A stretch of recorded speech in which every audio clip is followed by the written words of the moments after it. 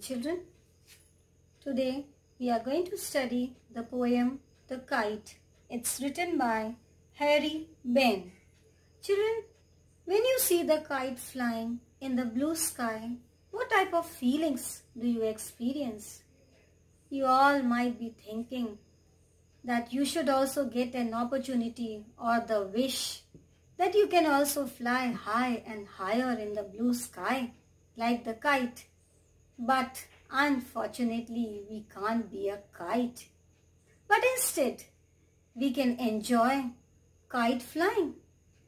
And I hope many might be enjoying with your brothers or with your elder at home. And even some might be fond of flying kites, especially at the time of Makar Sankranti.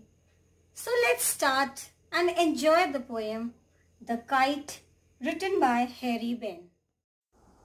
So children, let's start with the explanation of the poem The Kite, written by Harry Benn. Here, the poet enjoys the kite flying. He says, "How bright on the blue is a kite when it's due. With a dive and a dip, it snaps its tail." So the poet says, how beautiful the kite looks when it flies on the blue and the clear sky, and especially when the kite is new and it's flying with a dive and dip, that is by coming down, by going up, it snaps its tail and it flies so high that at times it breaks. There's a crack on the kite. Then soars like a ship with only a sail, as over tides of wind it rides. Here, children, the kite flying is compared with the roaring of a ship. And the poet further says that it roars like a ship and with only a sail, like when there is a tide and when there is a gush of wind, the ships move forward. In the same way, when there is a wind in the sky, the kite flies high and higher above, climbs to the crest of a gust and pulls, then seems to rest as wind falls. So the poet says, like the ship when the wind stops, its movement also comes to a standstill. And the same way, when there's a wind falls down, when the wind stops, the kite also loses its intensity, its velocity. Then string goes slack, you wind it back and run until a new breeze blows, and its wings fill and up it goes. So now the poet is describing the condition of the kite when the wind stops and the string of the kite becomes loose. So you try to, the flyer, the one who is flying a kite, it tries to bring it back and tries to fold it, and he waits until a new breeze blows and its wings fill and there's the sky full of wind, the breeze is there, and then the flyer waits for that condition to fly its kite back into the clear sky. How bright on the blue is a kite when it's new. So again the poet is repeating the same beginning lines of the poem, that he recalls that how nice it looks, how beautiful it looks when a new kite is flying in the clear sky, on the blue sky. But a raggeder thing you never will see when it flaps on a string in the top of a tree.